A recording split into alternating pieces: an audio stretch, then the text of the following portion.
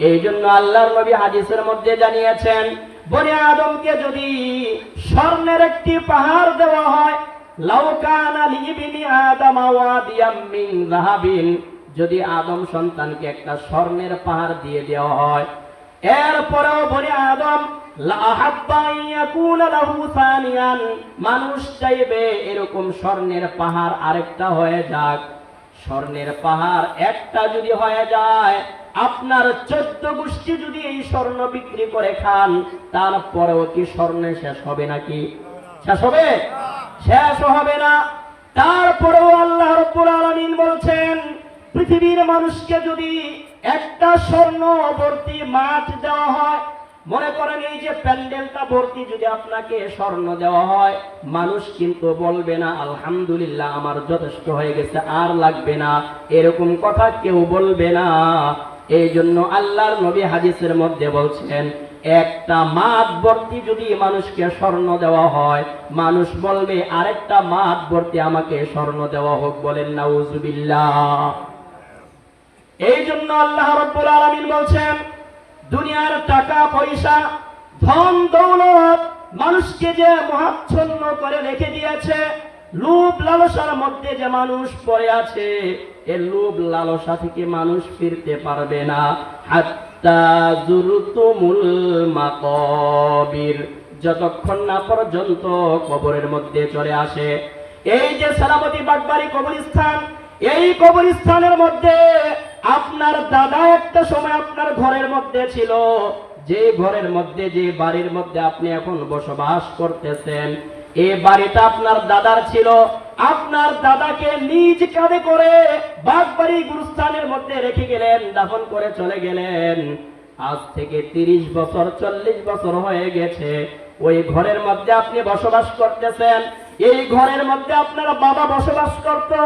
ওই বাবা যখন ইন্তেকাল করেছে, বাগবাড়ি গুরুস্থানের মধ্যে আপনার বাবাকে দাফন করে চলে গেলেন।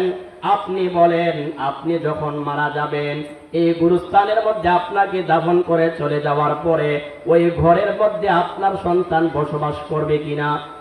সবাই বলেন।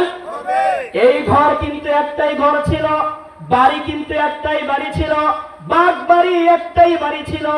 এই বাগবাড়ির মধ্যে আজ থেকে 100 বছর আগে কত মই মুরব্বী দুনিয়ার মধ্যে ছিল, আজকে তারা কেউ দুনিয়ার মধ্যে বেঁচে নাই, সকলেই এই গুরুস্থানের মধ্যে পড়ে আছে। গুরুস্থানের মধ্যে যে পড়ে আছে, এই কবরবাসী আপনার দিকে তাকিয়ে আছে। আজকের মাহফিল উপলক্ষ করে আমার সন্তান আমার জন্য কোনো দোয়া করতে আসে কিনা, মাহফিল শুনতে আসে কিনা? মাহফিল শোনার পরে, মুনাজাত করার পরে যদি আপনার আব্বার জন্য চোখের থেকে 2 ফোঁটা পানি ফেলতে পারেন, মহান আল্লাহ রাব্বুল আলামিন জানিয়ে দিয়েছেন, তোমার চোখের পানি নাকের ডগায় আসার আগেই মহান আল্লাহ রাব্বুল আলামিন তোমার বাপ মাকে ক্ষমা করে দিবেন। বলেন সুবহানাল্লাহ। এই জন্য মহান আল্লাহ রাব্বুল আলামিন বলে দিয়েছেন, দুনিয়ার মানুষ তোমরা শুনে রাখো, যেই বাড়ির মধ্যে তুমি এখন বসবাস করতেছ, ওই বাড়িটা একটা সময় তোমার ছিল না। দুনিয়ার মানুষ বলে আমার আমার, আসলে তোমার বলতে কোনো কিছু নাই, যা কিছু আছে সব কিছুর মালিক কে? সবাই বলেন সব কিছুর মালিক কে? কেউ যেটা দেখে না সেটা দেখেন কে? কেউ যেটা শুনেন না সেটা শুনেন কে? কেউ যেটা দিতে পারে না সেটা দিতে পারেন কে? এই জন্য বাগবাড়ি সালামতির মুসলমানরা কান খাড়া করে শুনেন।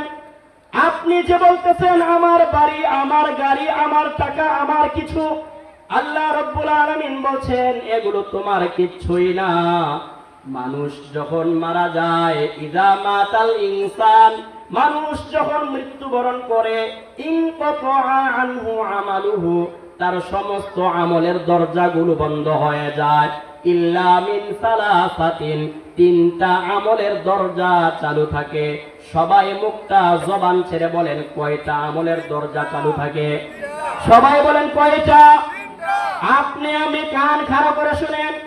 আপনি যখন মৃত্যুবরণ করবেন, সালামতি বাগবাড়ি গুরুস্থানের মধ্যে আপনি চলে যাবেন, আপনার সন্তান দাফন করে চলে যাওয়ার পরে, বাড়িতে যাওয়ার পরে আপনার টাকা পয়সা বাড়ি গাড়ি সম্পদ আপনার সন্তান ওয়ালি ওয়ারিস ভাগ বাটোয়ারা করে নিয়ে যাবে। আপনার কবরের মধ্যে তাদের কোনো কিছুই যাবে না।